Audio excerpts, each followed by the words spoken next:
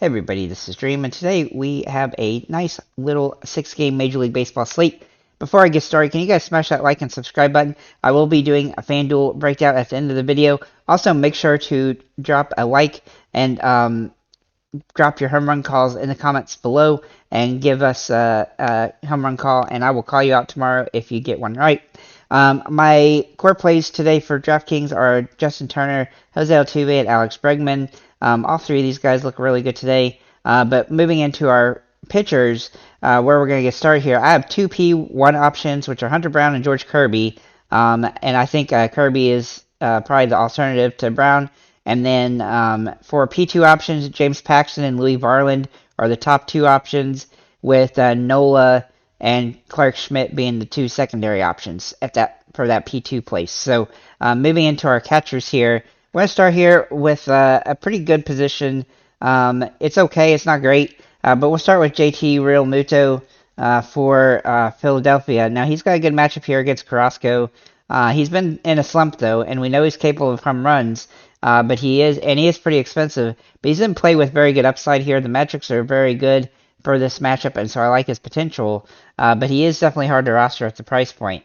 Tyler Stevenson is a better play here for Cincinnati, a little bit cheaper. He hasn't had the home runs that we've expected this season, but he's got good metrics here, and he's been hitting solid lately, even without home runs. He's had 3 two-hit games in the last 6 games, and I do like his upside here in a kind of iffy matchup.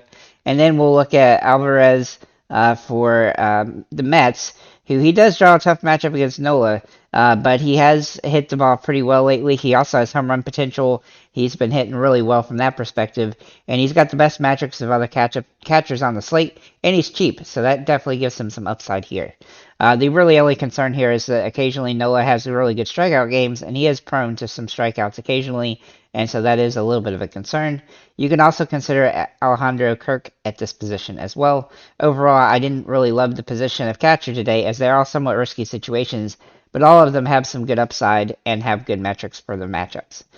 Moving into our first baseman, we're going to start with Vlad Jr., who has been in a bit of a slump lately, but he does draw good potential, and he did hit a 3-hit game yesterday, and maybe he's coming out of the slump today and will hit some home runs.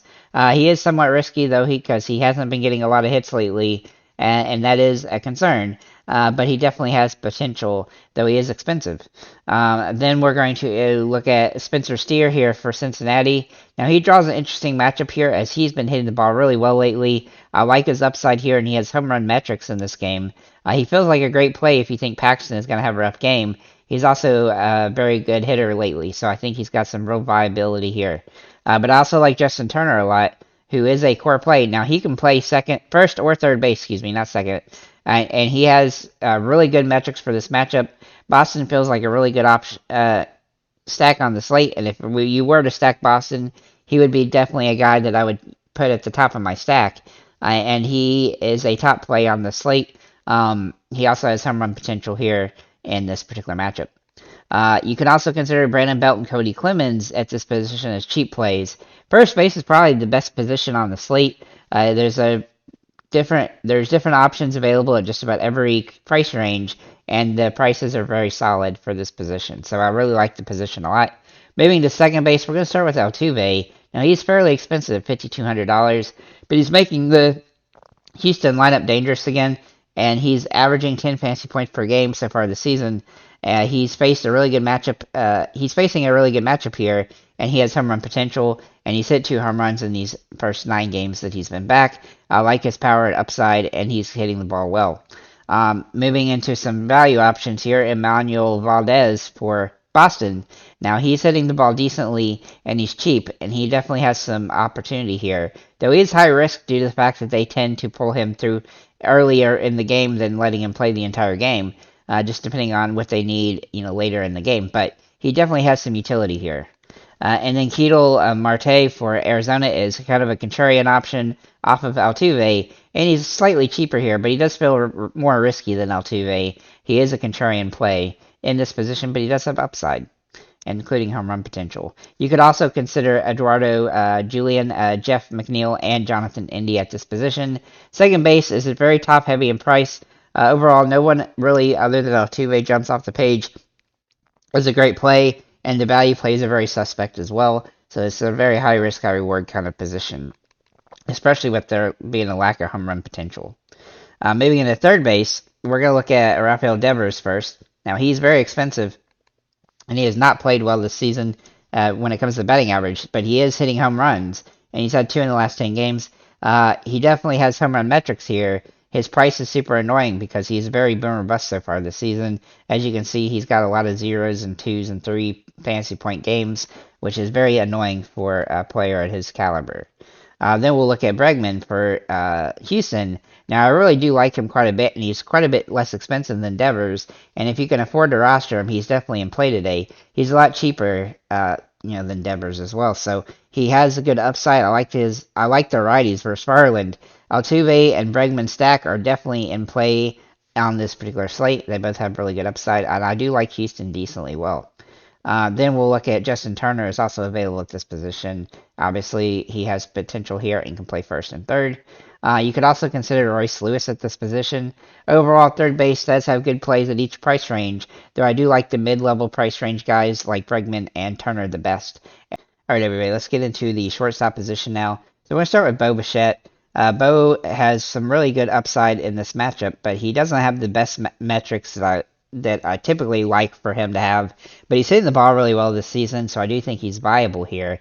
Though his price might be a little bit difficult to get here with a weak position like this. You kind of want to go with the cheaper options at a position that's so weak like this one is today. Nobody really has good metrics at this one. Justin Turner though is in play as a contrarian option off of Bichette. He does feel like Bichette a lot, but he just doesn't have the batting average and home run potential as Bichette has had this season. Carlos Correa also in play today for Carlos Correa. Though he does feel similar to the top 2 guys where he's just not hitting the ball that well and the power really isn't there either. He does have the home run potential, but his metrics are not all that great today either.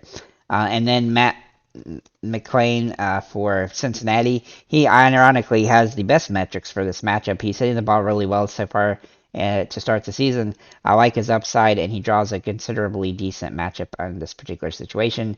You could also consider Royce Lewis and Jose Barrero here. The position overall is just really rough. It's hard to like anybody, especially with them being a little bit overpriced, but I do think that each guy does have some unique upside just because of their position and potential. Overall, though, I do think that paying down a little bit more is probably the best case scenario. Moving into the outfielders, we're going to start with Bryce Harper, Yordan Alvarez, and Corbin Carroll. Those 3 guys are my top options here today. They all have really good potential and home run upside. Bryce Harper probably being my favorite of the 3, and then Corbin Carroll, and then Alvarez simply because Alvarez is the most expensive and is going to be somewhat difficult to roster today. So then we're going to look at our value plays, and we'll look at Chris Bryant for Colorado. He draws really great metrics for this one, despite being on the road. I do like his potential here, and he definitely has home run upside with the metrics that he's throwing around today. Lourdes Gurriel Jr. also in play at the same price point. He's got home run potential, hitting the ball really solidly, and I like it quite a bit here as well. Grichuk for Colorado. He's a little bit cheaper and has hit the ball extremely well in the few games he's played this season. I like his potential here. He does not have the drop-off in fantasy points per game on the road that other guys in Colorado does. So do make sure he draws a start today. But if he does, then he's definitely in play.